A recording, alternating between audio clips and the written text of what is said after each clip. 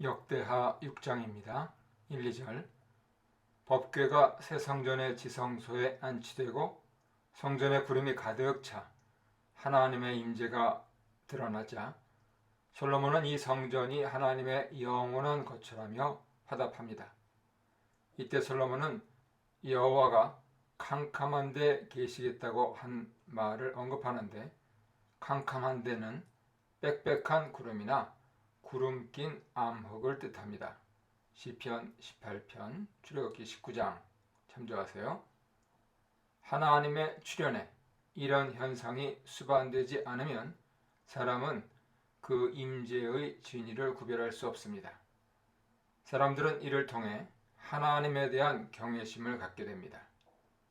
시내산의 빽빽한 구름 속에서 나타나셨던 하나님이 이제 예루살렘 성전에 임하셨으므로 솔로몬은 하나님을 위해 지은 이 고귀한 거처가 하나님의 영원히 거할 곳이 되었음을 그 앞에서 확정합니다. 3절로 11절입니다. 하나님께 화답한 솔로몬은 백성에게 얼굴을 돌려 그들을 축복합니다. 백성을 축복하는 장면은 이스라엘 백성이 성막을 완성한 후 모세가 백성을 축복한 일, 다윗이 법궤를 예비한 장막으로 옮겨와 하나님께 예배드린 후 백성을 축복한 일을 상기시킵니다. 이처럼 역대기는 솔로몬의 통치를 기록하면서 모세의 성막 축조나 다윗의 법궤 운반 사건과 관련한 내용, 단어, 신학의 연결점을 지속적으로 보여줍니다. 서로 떼어놓을 수 없는 성막, 법궤, 성전에 대한 역사적 사건들의 기초에는 하나님과 이스라엘 백성 사이의 언약과 하나님과 왕 사이의 언약이 자리 잡고 있습니다. 출애굽기 19장, 사무엘하 7장 보세요. 이어 솔로몬은 4절로 11절에서 백성들에게 성전 완공을 성취하신 하나님의 섭리와 은혜를 전합니다. 그는 먼저 이스라엘의 하나님 여호와가 송축받으리라 라고 외치며 하나님이 이스라엘의 진정한 주권자이심을 드높입니다. 이 하나님이 다윗에게 말씀하신 것을 이루셨다고 선포합니다. 하나님이 그의 입으로 다윗에게 말씀하셨다는 표현으로 성전 건축과 관련된 모든 계획이 하나님으로부터 직접 나왔음을 분명히 합니다. 또한 그의 손으로 이루셨도다 라고 선언하며 모든 계획을 끝마친 분도 하나님임을 강조합니다. 하나님이 말씀하신 내용으로는 두 가지가 언급되며 모두 다윗 언약을 기초로 합니다. 첫째, 하나님은 자신의 이름을 둘 곳과 이스라엘의 주권자를 택할 것이라 말씀하셨고 이에 예루살렘과 다윗을 선택하셨습니다. 출애굽 이후 하나님의 거처가 된 성막은 광야를 거쳐 가나안에 오는 동안 수없이 이동하며 한 곳에 정착하지 못했습니다. 그러나 하나님은 한 성읍을 택하여 자신의 이름을 둘 것이라고 확실히 예고하셨고 그 예고대로 예루살렘을 택하여 거기에 자신의 이름을 두셨습니다. 또한 하나님은 유다 지파를 통해 이스라엘의 주권자가 될 자를 택하겠다고 약속하셨으며 그 약속대로 유다 지파 이세 집안에서 다윗을 선택하여 왕으로 삼으셨습니다. 둘째, 하나님은 다윗의 아들 솔로몬을 통해 성전을 건축하겠다고 약속하셨습니다. 여호와를 위한 집, 성전 건축하기를 갈망한 이는 다윗이었죠. 하나님은 이런 다윗의 마음을 흡족하게 여기셨습니다. 그러나 다윗이 군인으로서 전쟁에서 많은 피를 흘린지라 성전 건축에 합당치 않다며 그 일을 허락지 않으셨습니다.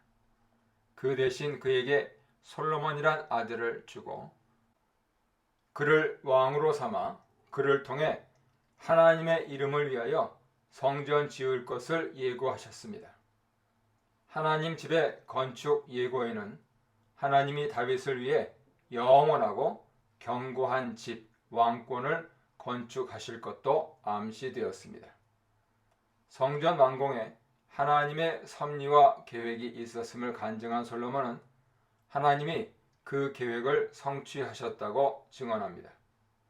4절에서도 여호와가 직접 약속하신 것을 손수 성취하셨음을 부각했습니다.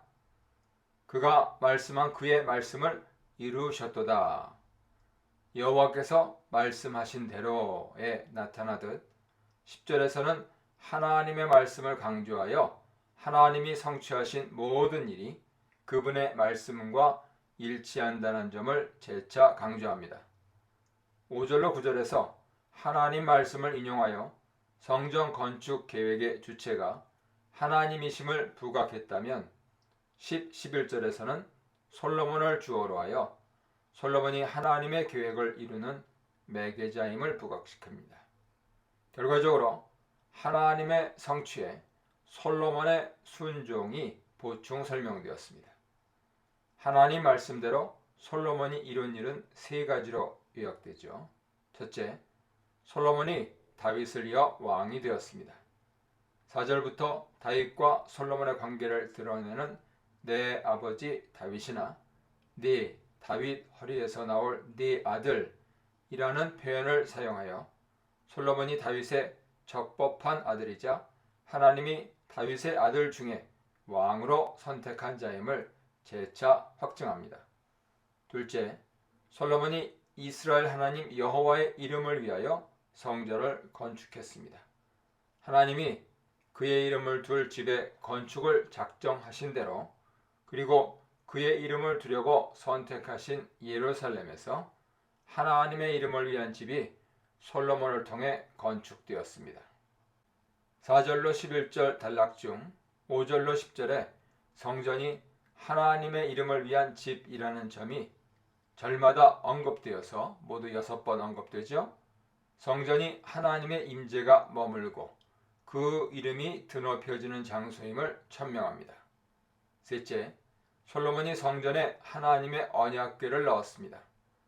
이는 4절로 9절 단락에 직접적으로 언급되지 않은 새로운 내용입니다. 언약궤 안치에 대한 언급은 무엇보다 하나님의 임재가 이 성전에 확실히 임했음을 확증해 줍니다. 하나님의 임재는 창조 때부터 하나님이 그분의 백성에게 베푸신 은혜요 백성의 특권이었지만 아담과 하와의 죄로 인해 사람은 하나님의 함께 하시는 축복을 잃었습니다. 그렇지만 사람을 죄에서 구원할 것을 예고하셨고 이 구원을 이루기 위해 아브라함을 부르시고 친히 나타나시고 그가 하는 모든 일에 함께 하셨습니다. 또한 그 후손 이삭과 야곱에게도 함께 할 것을 약속하셨고 그 약속을 지키셨습니다. 이 하나님의 임재는 출애굽 후 하나님의 성막이 축조되고 그분의 궤가 성막에 안치됨으로써 이스라엘 백성에게 다시 선물로 주어졌습니다. 또한 언약궤 안치는 법궤나 언약궤라는 이름이 시사하듯 여호와께서 이스라엘과 세우신 언약과 율법을 상기시킵니다. 하나님이 이스라엘과 시내산에서 맺으신 언약은 이스라엘이 하나님의 백성임을 공식적으로 선언한 데 의의가 있습니다. 거룩하신 하나님은 자신이 백성으로 선택한 이스라엘도 거룩한 나라가 되길 원하셨고 거룩한 나라의 지침으로 율법의 요약인 십계명을 주셨습니다. 이제 십계명이 적힌 두 돌판이 든 궤가 솔로몬이 건축한 성전에 안치되었고 이로써 하나님과 이스라엘의 언약 관계와 이에 따른 의무가 요구됩니다. 마지막으로 언약궤 안치는 속죄와 용서가 임할 것을 함축합니다. 속죄소라는 궤를 덮은 뚜껑의 이름이 말해주듯 언약궤는 하나님의 임재 앞에 그분의 백성이 죄를 고백하고 하나님의 용서를 받아야 함을 드러냅니다.